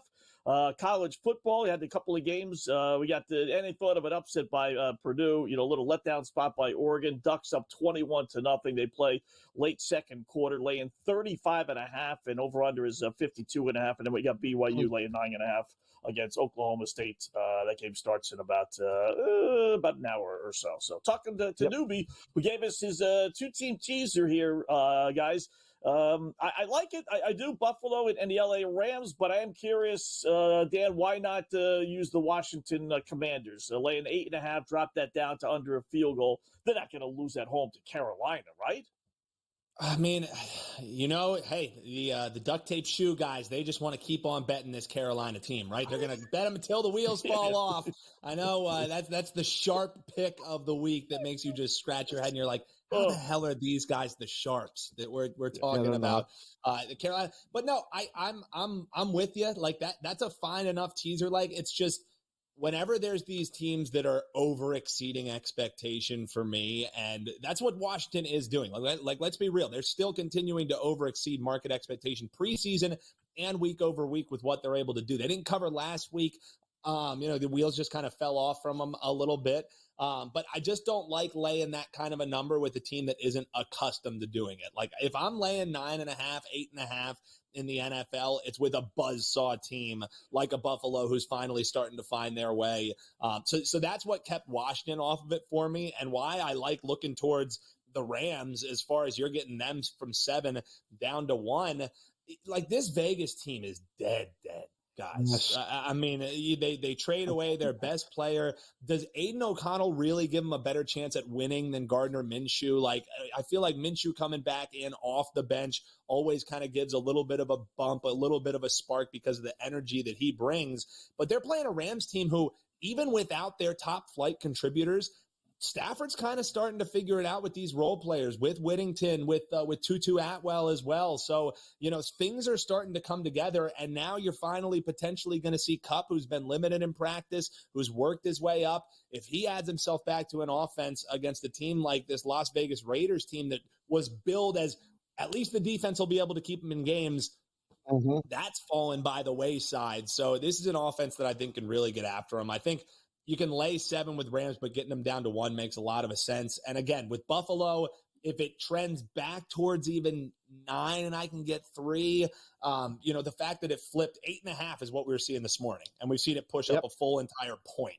So, I like getting them down below that key number of 3, but against Buffalo, it's just the equation of how many turnovers do we get from Will Levis? I don't think there's enough mayo in the world that can get that guy to stop turning over the ball. So that's what we liked out of those two, gentlemen. All right. Bigger surprise. All right. Last question from me. The fact that the Steelers are home point or home underdogs to the New York Jets, or the fact that you, a tremendous follow on X, Twitter, whatever you want to call it, said that you put pineapple on pizza and people come at you. Like, pineapple on pizza is good. If you haven't tried it, you should. But what is a bigger surprise, noobs? I mean, seriously, because the Jets laying points in Pittsburgh, I like pizza with pineapple on it. Doesn't always be the first choice. And I like the Steelers at home. How about that 2-team parlay for you, noob? What do you think? Hey, I'll tell you what, Dave. You get back to 2, and there are some 2s out there. Pittsburgh on up, especially with that total. That's a disgusting primetime total of 38. Now, that's a teaser leg there for you.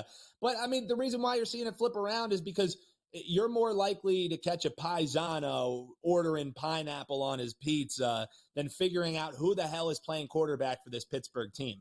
And also, I think it's a horrible decision to shake up your quarterback with what they have been doing right now. I think Fields, with the running ability, with what he gets you don't really get much downfield from your receivers. So I think it's head scratching in that one, Dave. And the best bet that I'll give the viewers and listeners here tonight: bacon, pineapple, jalapeno. It'll change your life. Try that holy triumvirate. Parlay. You want your stomach to hurt now, Scotty. You thought the Giants +3 was bad. Bacon, pineapple, jalapeno. No thanks. Great job, dude. Coming up.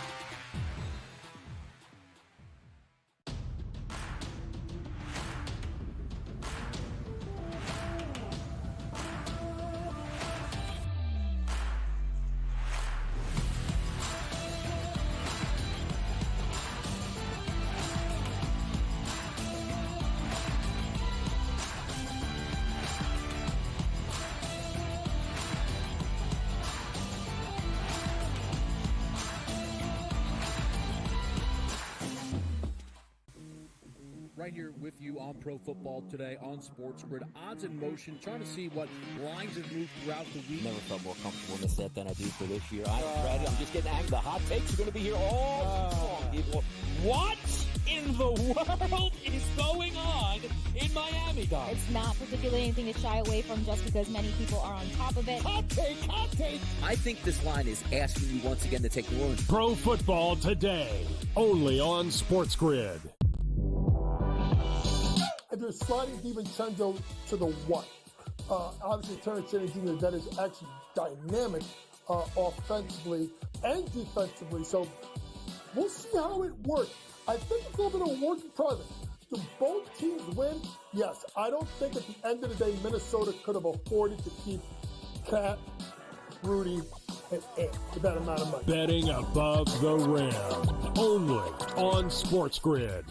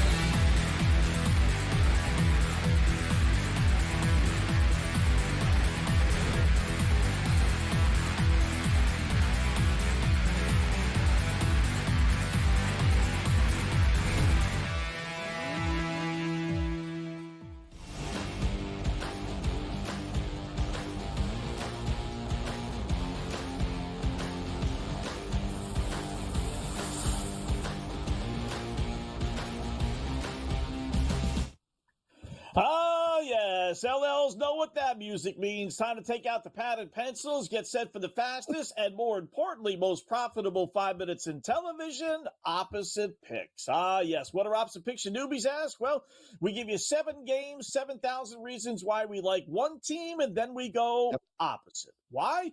Because despite all the stats, trends, hunches, injury reports, weather reports, systems, and everything else, nobody beats the boys in Vegas. Proving it again last week, Dave.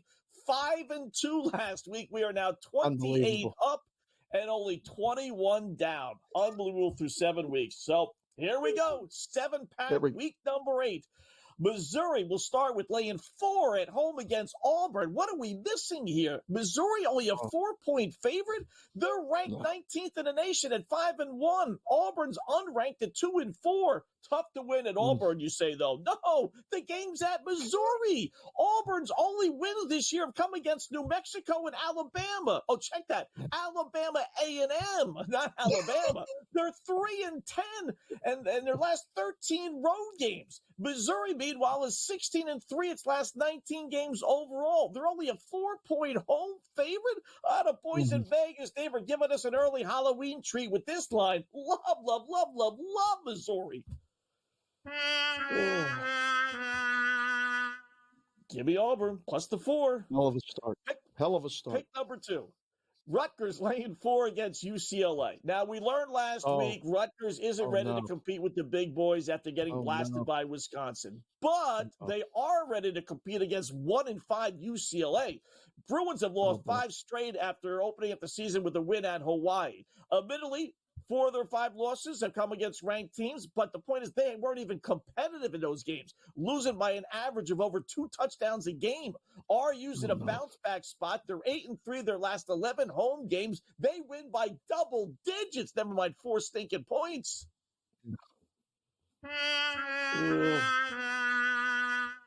Give me UCLA plus the 4.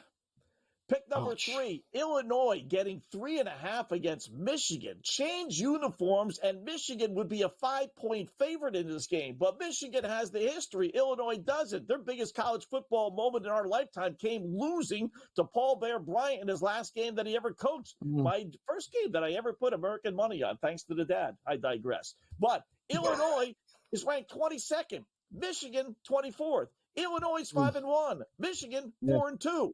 Illinois gives up only 20 points a game. Michigan, 22. Illinois scores 31 points a game. Michigan only 23. And Illinois has covered the last 3 against Michigan. Everything points to Illinois. Give me Michigan plus the 3 or minus the 3.5. I hate that one. Yeah, me too. Me too. Love Illinois. Number 4, Georgia getting 5 against Texas. Wow. I love Texas, and I'm rooting against Georgia as much as the next guy, but getting 5 points with Georgia, are you kidding me? When's the last time that's happened outside of games against Alabama, you ask? They haven't been this big of a regular season underdog to someone not named Alabama since 2017. Oh, God. Georgia is 48-3 the last 4+ seasons, with those 3 losses all coming against Alabama. Now they haven't lost to anyone not named Alabama, Dave, since 5 seasons ago. I mean, Texas is now not only going to have to win by nearly a touchdown. Georgia 6-2 against the spread as an underdog. Texas, oh, by the way, 0-5 against the spread after facing rival Oklahoma like they did last week. Georgia head coach Kirby Smart's going to have his team so fired up playing the lack of respect card. Love Georgia getting 5. Give me Texas minus the 5. How are you ending up on favorites? Usually you end up on dogs. This is completely messed up this week. Go ahead, continue. Completely opposite of opposite this week. Number 5, New Mexico laying 2 at Utah State. Mark this date down, Dave. This is the first time in 40 years of handicapping I'm ever suggesting putting hard-earned American Canadian money on New Mexico as favorites on the road. Why? New head coach Bronco Mendenhall, though, I got to admit, has the Lobos playing perhaps their best ball ever. Ever, Scott? Ever. They scored a school record 102 points in their last 2 games combined. 1-5 Utah State, meanwhile, has given up 112 points in their last 2 games, 157 in their last 3 games. New Mexico's averaging over 35 points a game. Utah State's given up nearly 43 points a game. Where's Mark Wahlberg and George Clooney when you need them? It's the perfect storm. Love New Mexico here. Give me Utah State plus the 2.5. For those of you that missed the reference to the perfect storm, that was unbelievable. I don't know how you do it. Keep going. Great movie. They should have dumped the load. Go back home to your loved ones. What are you doing? Number 6, Utah laying 3.5 against TCU. These 3-3 Horned Frogs, Dave, they're a far cry from the team that reached the national championship game just a couple of years ago. 3-3 this year, 5-7 last year. The 3 wins this year, the teams they've beaten have a combined 1 win against a 1A team. So they're not exactly beating great clubs here. 1 win. Right. Now they're supposed to hang with one of the best home teams in all of college football. Utes 22-3 their last 25 home games, 14-6 against the spread and line games at home. They're not losing to TCU. Love Utah here. Give me TCU plus the 3.5. No way. Pick number 7. Temple and Tulsa. Tulsa getting 3.5. What in the world has gotten into the boys in Vegas this week? They're making Temple a favorite. Are you kidding me? Temple is 1-5, Dave. 1-5, losing by an average of, are you ready? 24 points a game. They were 3-9 last year, stunk. They were 3-9 2 years ago, were putrid. 3-9 the year before, just god awful. Last 4 seasons, they're combined 8-38 straight up, 16-30 against the spread against 1A teams. And now they're a 3.5-point favorite. And oh, by the way, Tulsa 4-1 against the spread their last 5 games on the road. You'd have to be the biggest bird brain, butthead, meathead, bonehead, imbecile, ignoramus, fool, dunce, dork, dirk, dummy, dimwit, jerk, jackass in the world to put hard-earned American money on Temple as a favorite, no less. Give us Temple minus 3.5. Opposite picks, week number 8, Dave. What do you think? I can't believe it. That was, outstanding work. The movie reference. You got the Utes in there, 2 Utes. My cousin Vinny, I always like to refer to that one. You got some bad teams laying points. If this week is a winning week for opposite picks, man, like I'm firmly convinced that it is an Emmy Award-winning segment. I don't care if they haven't called us yet. People love it. People watch it. At best, this is 4-3. I mean, I can't believe you got Temple in there. I mean, you got Utah State in there. Like, you got the bad games in there. How does Rutgers not cover? Really? Exactly. How is Missouri Missouri's only a 4-point home favorite over Auburn? I actually like Auburn. I like Auburn in that game. All right, we'll get to that on the way on the other side, because I got to hear that explanation. And Texas laying 5. I mean, I love Texas, but and New Mexico, I know it's a goofy game, but they've scored 50 points. They're averaging 50 points a game their last 2, and Utah State's given up 50. My phone is blowing up. They can't believe you took Temple. They can't believe it. We'll ask Cam. My phone is blowing up. Is Wetzel okay? He took Temple. How can this be? Kosky make him do it? Who's responsible for that?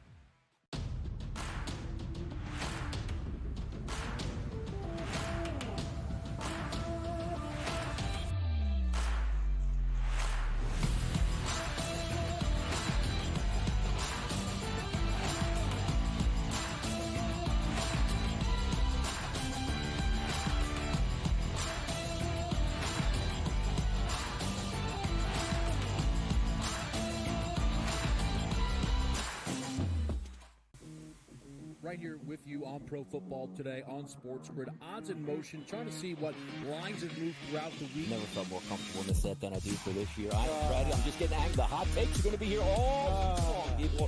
What in the world is going on in Miami, guys? It's not particularly anything to shy away from, just because many people are on top of it. Hot take. I think this line is asking you once again to take the Orange. Pro Football Today, only on SportsGrid. I do sliding DiVincenzo to the 1. Obviously, Terrence Jr., that is actually dynamic offensively and defensively. So we'll see how it works. I think it's a little bit of a work in progress.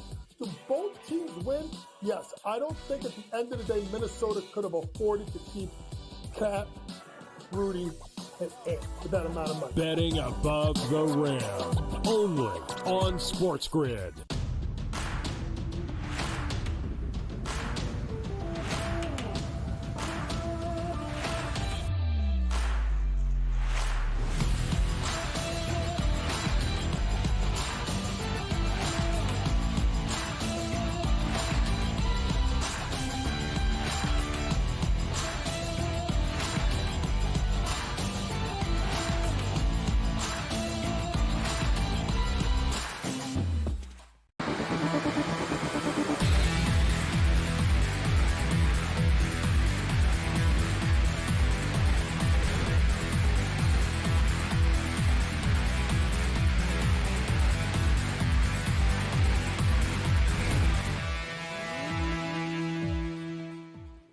All right, welcome back InGame Live, game day here on the grid. Whew, a little opposite picks there. We got baseball stuff. Let me run down the scores here real quickly before we bring in Cam. We got baseball. Stankies lead the Guards 3-2. Cleveland now batting bottom 5. Over-unders dropped to 7.5. Stank still minus 265. Hockey, Colorado's losing to Anaheim. 1-0 in the first period.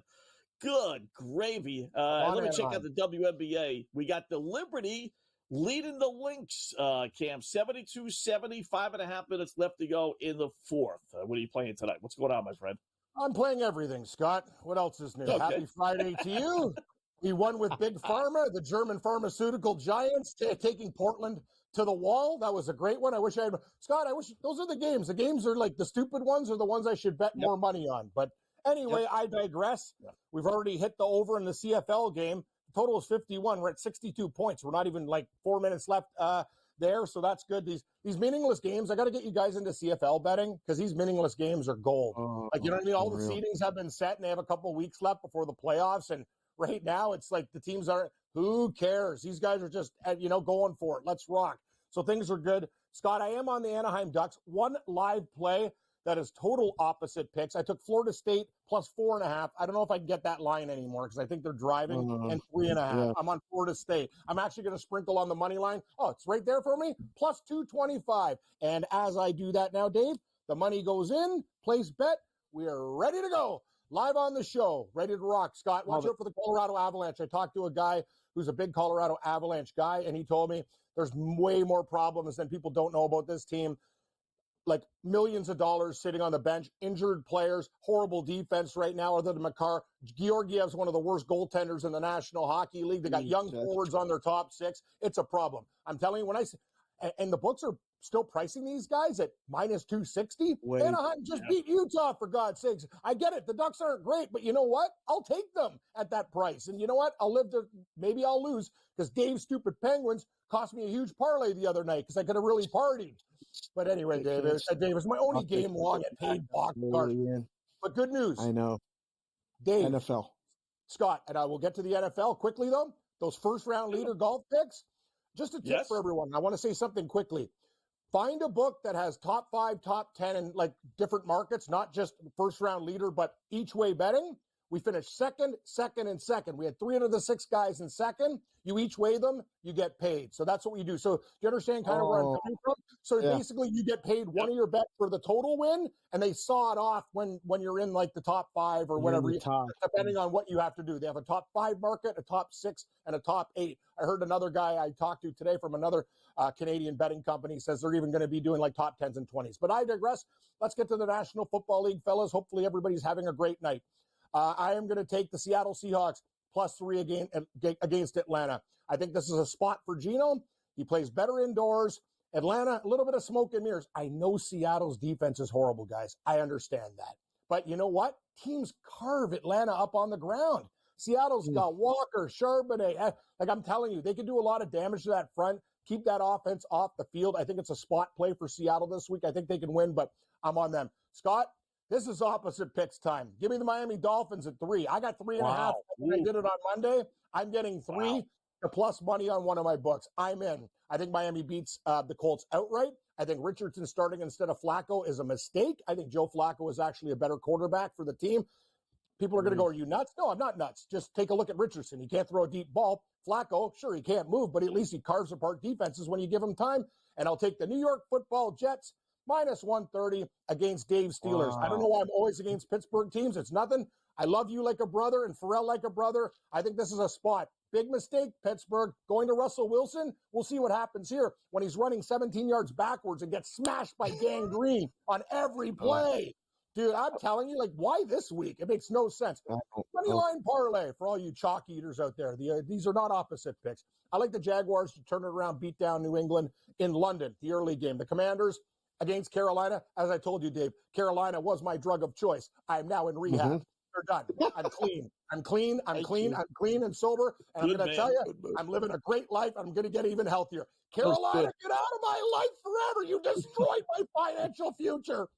Yep. Cincinnati and Buffalo, 4-leg parlay, almost 2-1, plus 192. There's a couple other games I'm looking at. Green Bay is an interesting game against Houston. I was going to ask you guys about that game because I've had conflicting reports. Like a guy I'm in the pool with, we have like 250 guys, Dave, in a pick 6 pool.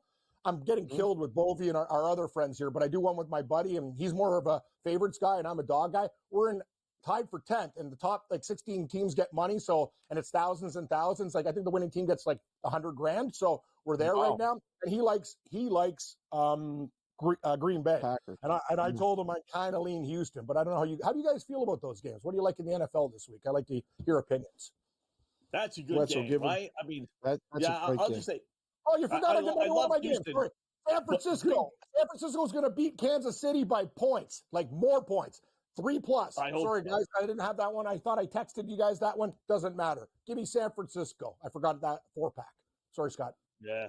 I don't go against Patrick Mahomes as an underdog. I don't. His I numbers are heard it phenomenal. all. Oh, the Kansas City Chiefs off the bye week. I get it. I get it. These are great trends, and they're significant trends. But everybody knows about these trends. You don't think the guys in Vegas know about these trends? They're all over them. What the people? This is a double revenge spot for San Francisco this week. Kansas City's been lucky in a lot of their games. You know what? If San Francisco brings their A game, they're going to win that game by a touchdown plus. That's just my opinion, though. You don't have to listen to me. But what do you guys like? We were talking. You like Houston, Scott? No, I like the game. The game itself. I like Green Bay. I'm going to go with the Packers, even though I think they're better. But yeah, you can't go against Green Bay's numbers at home. Green Bay looks great too. That Arizona game, they're just a team that's coming together. I got to ask you too, Dave. We know about public dogs where they go to die. I've heard everybody loves the Giants this week. I'm getting very scared of that game. Yeah, newbie just came on and made a great case for the Giants.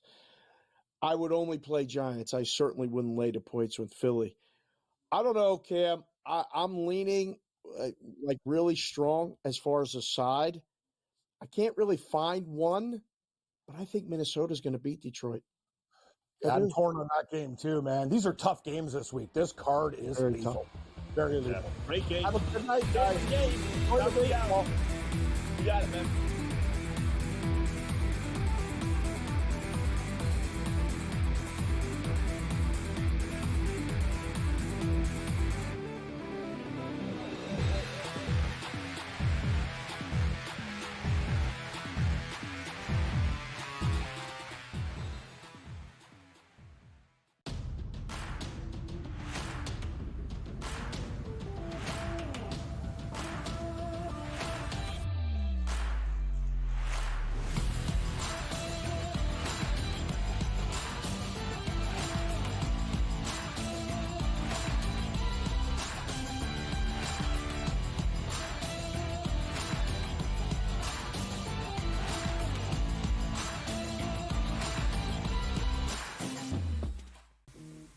Right here with you on Pro Football Today on SportsGrid. Odds in motion, trying to see what lines have moved throughout the week. Never felt more comfortable in this set than I do for this year. I am ready. I'm just getting angry. The hot takes are going to be here all long.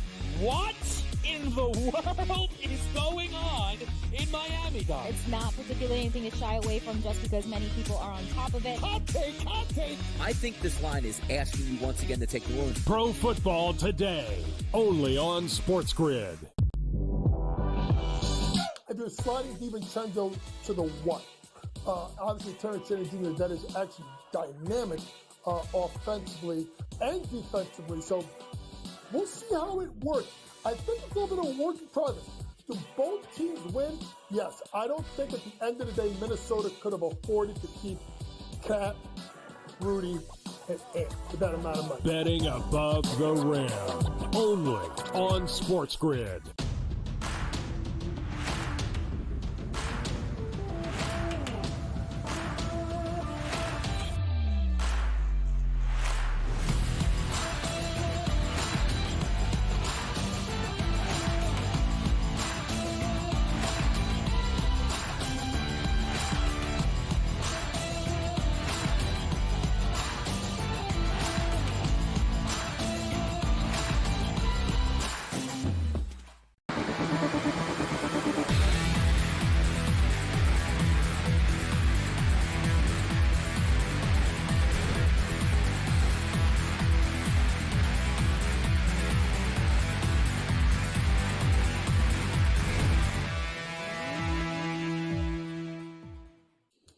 All right, welcome back. In-game live game day. Wrapping up shop here. Scott and Dave for the next couple of moments. And it's Cam and Gabe at the top of the hour. They always are here on the grid, SportsGrid Radio and TV. So scoring is stopped, David. It was 3-2 a while ago. It's still 3-2, top of the sixth.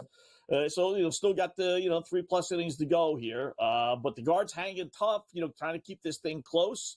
Looked like they were going to get it's locked. I don't like to have things locked. But Yankees up 3-2. We talked about the football. Really, I thought maybe Oregon would, not play well, but they're up 21-0 against Purdue. For Oregon, I guess that is not playing well, laying 34.5. And then Duke Pukey's up 4 They were leading by 17. At least I think it was 17-0, 20-3, something like that. It's now 20-16. Duke. 10 minutes left to go in the fourth quarter there. And then WNBA, Liberty, 3.5 minutes left. Lynx leading the Liberty 74-72. Over-under is 161.5. So that's going down to the wire. Liberty win, they win the championship. Lynx win, then they play, I think it's Sunday. Believe it, don't be WNBA is going to go head-to-head with the NFL again. What a league. Just bury yourself. Just go ahead and bury yourself. Yeah, Sunday, 8 o'clock. Okay, sure. Why not? Head-to-head against Sunday Night Football. Let's do it. I mean, is every team in New York going to be playing on Sunday? Because the Mets are now going to be playing on Sunday. The Yankees will be playing. Oh, no, the Yankees play tomorrow and they're off Sunday. Yeah, right. Whether they win or lose tonight. So, it's now first and second with nobody out in the sixth. The bullpens are doing their job. But Judge just got a single, and now it's first and second. So we got to sweat this out the rest of the night. Lynx win? I mean, I don't want to say it because I thought the Lynx were going to win the last game. And then she hit that shot, and the game flipped, and the Liberty won. So I don't know. I got to find a way to watch that as well. What's the one game on Sunday that you really say, like, I have to watch? Because I was guilty of it yesterday. I was like, you know what? I don't want to watch Broncos Saints. I got a couple games here that I'm like, I know I don't want to watch, like Raiders and Rams, only because newbie's on it, maybe something. Panthers, Commanders, nah, that's a pass. That's a hard pass for me. Titans, Bills, really? Like, I mean, I'll watch that. Like, but is there one game? Because I know what it is for me. Yeah, it's painful. Yeah, I mean, listen, I'll stay away from the obvious of Kansas City, San Fran, but that's a great game. No. But I need Kansas City to lose because of the undefeated season, which I don't want to have happen. I want to watch that Lions-Vikings. If the Vikings can beat Detroit, and if Dan Campbell doesn't do anything stupid, and give the game to the Minnesota, like going for it, from his own 20-yard line on 4th and 5 in a tie game of the fourth quarter. Oh, my goodness. I mean, Stanton just crushed a ball to Akron. And that ball, I mean, he knew fastball was coming, and he stood up, and he went on top and just bombed away. I mean, gone. Yankees up 6-2 in the sixth.